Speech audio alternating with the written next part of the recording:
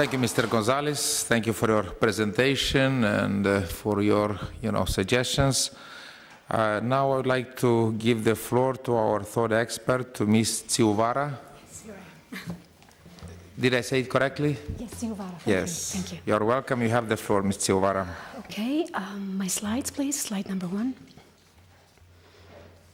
Good afternoon to all. Ladies and gentlemen, humanitarian colleagues.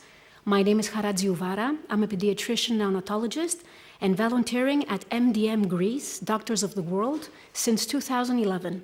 Initially, I would like to thank the PACE Committee for this invitation, and I would like to take you on a tour on improving access to child-friendly health and social services across Europe for groups of people who are in a vulnerable state. Second slide, please. The slides are there. Unfortunately, you can see them, but they are there. You just tell Aishegul to move them, and she will do it. Doctors of the World is a humanitarian INGO whose main mission is to provide and improve access to healthcare through freely accessible frontline medical and social services for people and communities who face barriers to the mainstream healthcare system. Factors that restrain these populations from their healthcare rights may be the legal provisions in many countries, financial hardship, administrative obstacles, lack of knowledge or understanding about the healthcare system and their rights, and language barriers. MDM has been running 355 programs in 82 countries. We are present in 16 Council of Europe member states, and with 180 domestic programs which include immigrants with no papers, asylum seekers, destitute nationals and European citizens, Roma population, homeless, elderly, drug users, sex workers, and many more. We also systematically collect data on the state of health and social state determinants, do legal analysis, and record case studies. This is Greece, a country of 10 million people, from which 3 million have no medical insurance right now. 250,000 of them are children. The economic crisis and consequent austerity measures have greatly impacted on fundamental rights, with children as first victims. What you see on the slide is a mobile pediatric dental unit offering healthcare services throughout Greece. As it is well known, we also have many islands with no permanent doctors, meaning that basic medical care is absent. MDM Greece has 25 years of humanitarian action. 6 polyclinics in 5 major Greek cities offering primary healthcare service, medication, psychosocial counseling, and health education. A shelter for asylum seekers. The mobile unit program, as mentioned before, which together with our clinics, we provided specialized services to more than 29,000 children in 2014, vaccinated at least 6,000, and offered dental care to almost 3,000. Additionally, we provide prenatal care and monitoring with lab tests, ultrasound, and Doppler, and make sure our pregnant women are safely sent for delivery in public maternity units. I must note here that labor for undocumented migrants is free, since it is considered an urgency. But all the rest must pay. And since prenatal visits and tests are not free of charge, some women show up when it's too late or too complicated. We also have Roma programs, which include visits to Roma camps offering vaccinations and health education. Second note here is that in Greece there's a healthcare policy for the Roma population for full coverage except vaccines.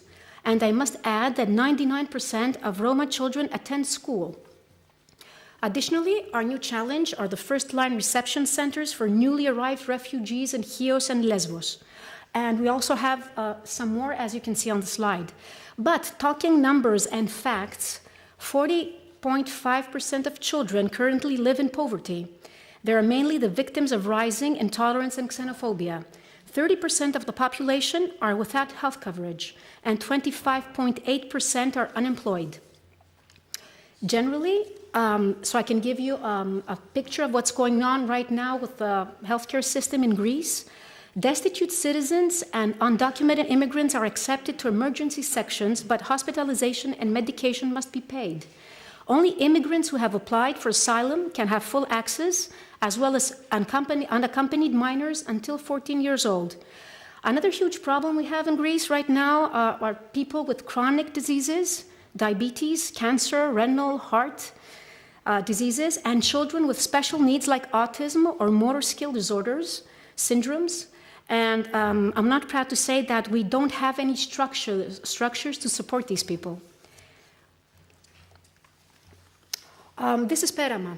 This is a low-income area in Athens. I share my volunteer work between Athens and Perama, and I can tell you we have documented difficult living conditions here, sometimes with no running water or electricity. Malnourishment and nutritional stress are not rare. A lot of unvaccinated children as well. Unfortunately, we don't have data on how many children are not vaccinated for basic diseases. Personally, I can say by working there, I see people coming to us for their health, medication, clothing, toys, milk, food, but mostly comfort. What I do, sometimes I feel very uncomfortable when I have to say that I do not have a vaccine available or I don't have an antibiotic or another medication needed. So they will have to go buy it. Racism, xenophobia, and bullying are present. This is IE, a 14-year-old Afghan boy living in Greece. 3 men dressed in black at the exit of a metro station asked him where he was from. When he told them he was from Afghanistan, he was punched and kicked in his ribs and legs. Then they broke a beer bottle and hit his face many times. They left him bleeding and unconscious on the ground. A passerby brought him to a public hospital where he got 20 stitches on his face. Then, in the middle of the night, he was sent away from the hospital alone because he had no health insurance. Greece geographically is a key entry point to Europe. At least 18,403 registered deaths in the Mediterranean Sea between 1988 and 2015. Almost 1,000 in the last 2 months, with Syrian refugees trying to reach safe land. Unfortunately, not enough means to cover all the means in Greek sea and land borders. In Chios and Lesbos, there are migrant reception centers collecting data, offering food and temporary shelter in camps, providing healthcare to those who need it. It was no surprise to us that more than 20% of those refugees have been victims of torture.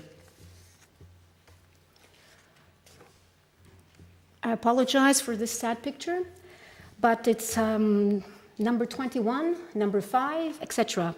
And I think we all agree that no human being deserves to die like a number 21 or number 5. And people die because any safe migration route by land has been blocked in recent years. Key 2014 figures of the MDM International Network Observatory on Access to Healthcare revealed that, according to an international survey based on 42,534 face-to-face consultations with 22,171 patients seen in 25 cities around Europe, 62.9% of the people seen in Europe had no healthcare coverage. We are talking big numbers here. Also, financial and administrative problems often block access in percentages just as you see on the slide. But the main barrier, and I want your attention on this, the main barrier to healthcare right is the obligation by law of social and health professionals in some countries to report undocumented migrants to the authorities, worsening this way the climate of fear their children are growing in and affecting their mental health. Denouncing an immigrant parent may have traumatic consequences for the whole family. The result is that less migrants will show up seeking for healthcare because of their fear of being expelled and losing track of their family. So, I think we all agree that migration policy must be unchained from health policy, because a doctor's duty is to serve and to protect. We all know the importance of vaccinations in reducing mortality and shielding public health, so we must focus on that. But unfortunately, as you can see, the numbers are not optimistic. The percentages of the vaccination rates are seen here, and they are very low when coverage rates on the general population are more than 90%. And we are talking about very basic vaccines like for measles, mumps, rubella, tetanus, polio. Of course, 38.8% of patients did not have any knowledge on where to go to vaccinate their children. Concluding, number 1, MDM calls on Council of Europe member states to ensure that public health systems are built on solidarity, equality, and equity, open to everyone living in Europe. All children living in Europe must have full access to national immunization schemes and to pediatric care, especially in countries in a crisis like Greece and maybe a few more, where the situation has doubled or even tripled the obstacles accessing healthcare.